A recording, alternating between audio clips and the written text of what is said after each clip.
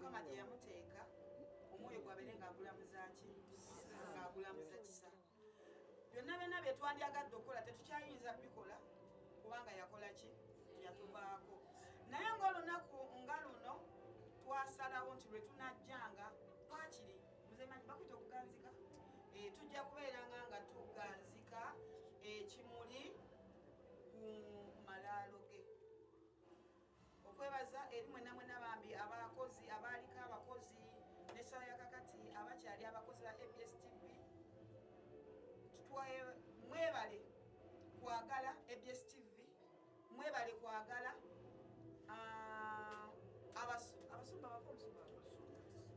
abasumba baffe weewaawo mu yakola ki yatuvaako era nga yensonga ey'olunaku olwaki olwaleero.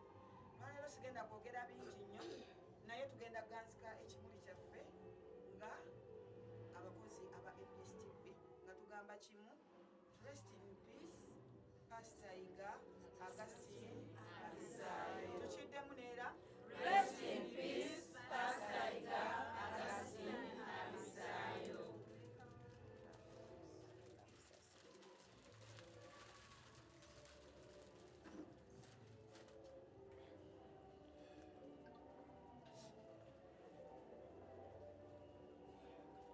Kale nga tumaze okukikola tetujja kulekerawo okusaba nga buli omu okutamya omutwe gwo.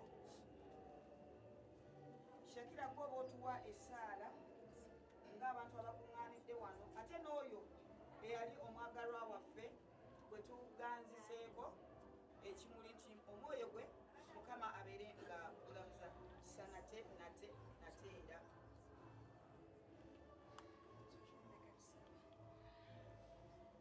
Mukama tukwebaza okutukuŋŋaanya wano nga tukyali balamu. Tukwebaza olw'obulamu bwa muzeeyi waffe, ku lw'obulamu bwa Pastor Iga, byonna bye wamukozesa mu nsi okutuuka akaseera ge yatujabulira. Tukwebaza ku lwamulandira gw'okyaleseewo, ku bibala by'okyaleseewo ebibye ebyabala okuva eri ye. Tukwebaza kubanga Pastor Iga yali muti ogubala ebibala era ebikyatambula ate bibaze ebibala ebirala. Tukwebaza naffe, tukusaba naffe abali wano otusimbe otubaze tufuuke omuti at least ng'ogwa Pastor Iga, naffe tubale ebibala kuba twava mu ye, naffe abantu baveeko mu ffe era batwenyumirizeemu. Tukwebaza ku lw'olunaku luno kubanga tusobola okujjukira Pastor Iga Abizaayo ku lw'emirimu gye yakola, ku lw'okwagala kwe yalina eri ensi, ku lw'omugaso gwe yalina eri abantu abasinga. Era nga tukusaba omwoyo gwe yonna gye guli ogulamuza ekisa. Ebyamusobako byamusobako naye n'ebirungi yabikola. Ebirungi bimubalire, ebibi obisangule mu maaso ge. Okwagala kwe yalina kwoba omulaga mu ggulu malayika ye egire, malayika ze zonna ezaali zimutambulirako zisobole okusigala nga zikola eri mu revival n'eri mu abo abantu be yali agasa. Byonna mbikusaba nakuta mwana we Yesu Kristo Mukama waffe. Amiina.